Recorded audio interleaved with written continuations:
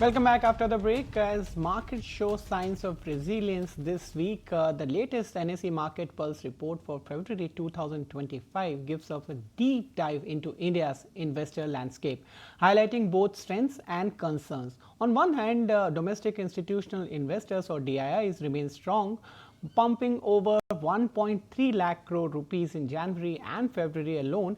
Retail investors too continue to show confidence, with SIP inflows holding steady.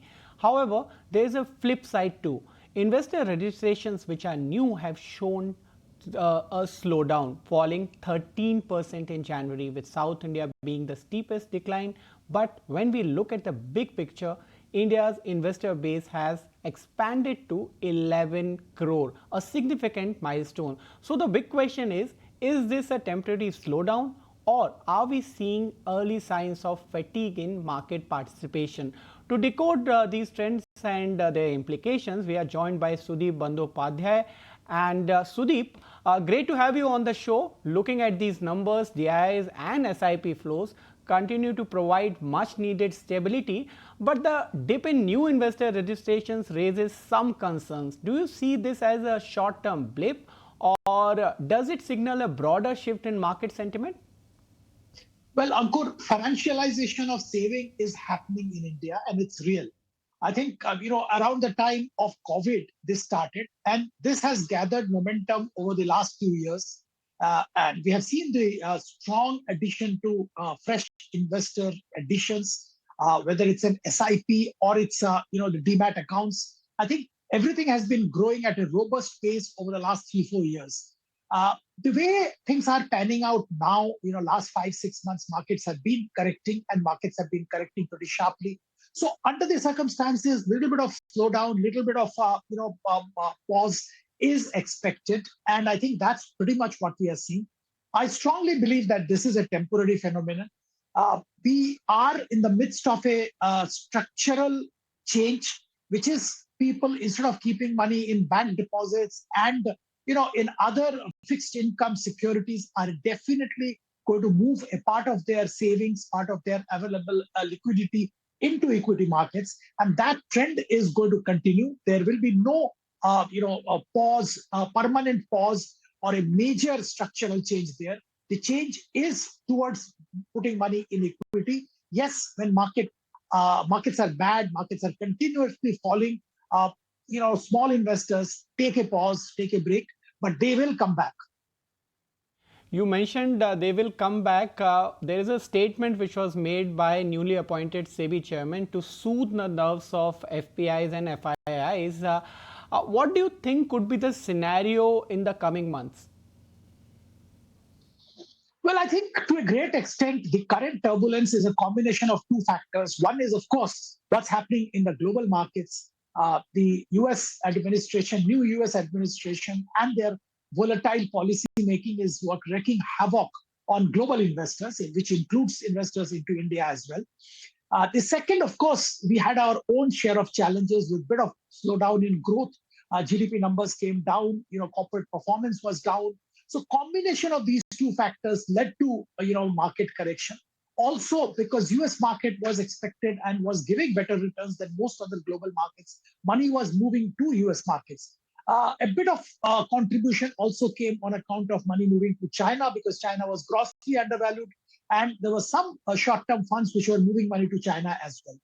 But the way we look at things, the way we understand the future, I think Indian economy is coming back on track, and hopefully from first quarter of next fiscal, we will start significant improvement in corporate performance as well.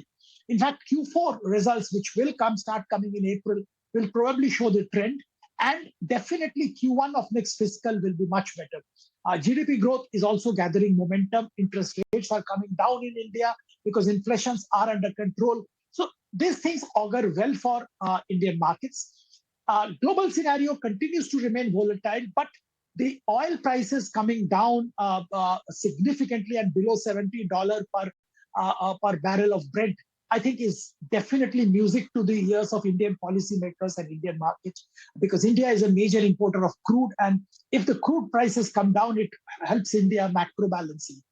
So overall, we believe that come first quarter of next fiscal, things will start improving in Indian markets, and Indian investors and foreign investors as well will start moving money back to India. I'll throw one data. Young investors who are under 30 are 40% of the total investor base. What does it mean, and what does it says about the long-term investment story? I think it's very, very positive and encouraging because the younger generation is participating in the market.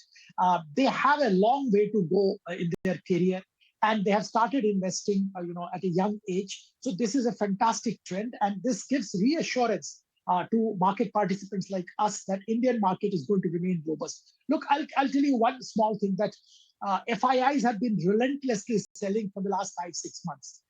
Even this year, after from 1st January till now, more than 1 lakh crore worth of selling has been done by FIIs. And in spite of that, Indian market hasn't really crashed. It has come down significantly, but it hasn't crashed. And the main reason for that is there has been strong SIP flows, strong retail investments, in spite of global selling and selling in India by FIIs. So I think this is a very positive trend, and this will continue in the near future as well. Other thing I must mention that, look, India is giving a GDP growth of around 5.5%, or maybe if you believe the statistics which is coming out, is going to give about 6.5% even in current fiscal. Now, if 6.5% is the GDP growth, and there is an inflation of around 4.5-5%, so you are looking at a nominal growth of around 11%. Now, you take companies which are performing better than the average, I think you're looking at a 15% plus growth. Now, this kind of return, this kind of growth, you will not get in any other investment avenue. So equity continues to remain very attractive from an investment point of view, and the young generation is, I think, in the right place at the right time.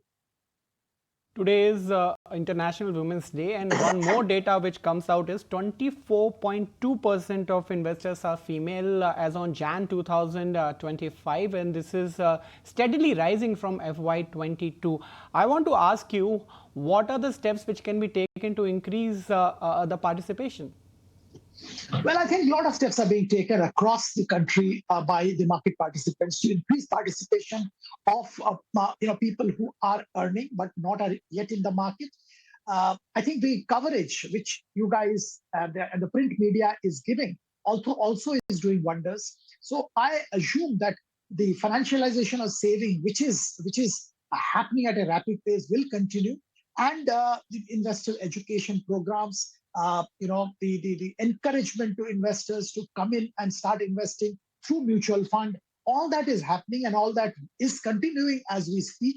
So I think the environment is doing the right things to encourage new investors to come to the market and start investing either directly or through the mutual fund route. Thank you so much, Sudip, for joining with those views. With this, it's a time for a wrap in this edition of News Now. Thanks for watching. If you like this video, then like, share and subscribe to ET Now.